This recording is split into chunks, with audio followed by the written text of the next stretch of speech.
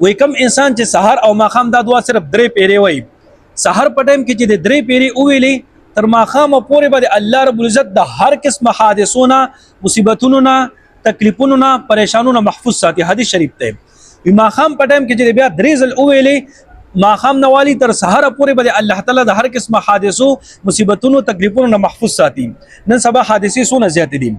سم دم انسان ملار شو چې د اکسیډنټو کې بس یا بلا سپماتی یا به بس خدا نه خواسته وفات شي وي څومره ناګهانه مرګونه نه سبا زیات شوي دي ولې حادثې زیات شوي دي زموږ پریشانې انتهایی زیات شوي دي ولې چې موږ دغه دعاګانې نه وایو مسنون دعاګانې دا موږ نه وایو دا نبی علیه السلام خودلې شوي دعاګانې دي چې انسان دا دعا وایي کنه سحر دی ویل تر ماخام پورې بتاتا هیڅ قسمه مصیبت ناراضي اکسیډنټ ناراضي تکلیفونه بناراضي پریشانی ناراضي هر قسمه تکلیفونو نه به الله تعالی ته محفوظ ساتي. کما خام دی ویل سحر پورې مصیبت به در باندې ناراضي تکلیف به در باندې ناراضي اکسیډنټ حادثه وغیرہ به در باندې ناراضي چې څوک ماخام په ټایم کې دا دعا صرف درې ځل وایي. کما دعا دا بسم الله الذي لا يضر مع اسمه شيء في الارض ولا في السماء وهو السميع العليم. په صحیح حدیث شریف کې دا دعا ثابته ده زموږ څخه او دا فضیلتونه نبی علیہ السلام بیان کړی دي.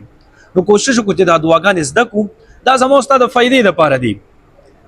دغه د بل چا څه فائدہ نشته زموږ ستاسو فائدې دي پکې هم د دنیا فائدې هم د قبر او هم د حشر فائدې. کوشش وکړو دا قسم دعاګانې زده کو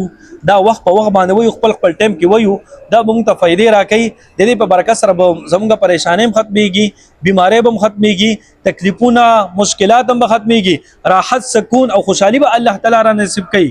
او امن و امان اتفاق اتحاد برا نصیب کړي. کومه د دې دعاګانو اهتمام کوشش وجي انسان رکوع کې سبحان رب العظیم پځي سبحان رب الاعلى وي نو آیا د مسکیږي او کنه کېږي سجده ساوه پښته د او کنيشته یا د شانتي په سجده کې د سبحان رب الاعلى پځي سبحان رب العظیم وي نو آیا مونږ کېږي او کنه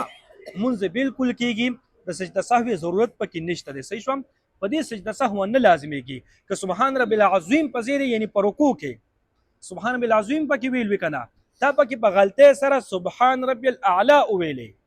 موږ د بالکل صحیح سلامت ته سجده ساوي ضرورت پکې نشته دی. یا په سجده کې سبحان رب الاعلى ویل وکنا تا پکې په غلطه سره سبحان رب العظیم ویلې کله کله داسې کیږي کنه موږ د بالکل کیږي په موږ باندې سفر نه راغورځي. صحیح شوی بل مسله که یو انسان په اول رکعت کې قل اعوذ برب الناس سورت وایي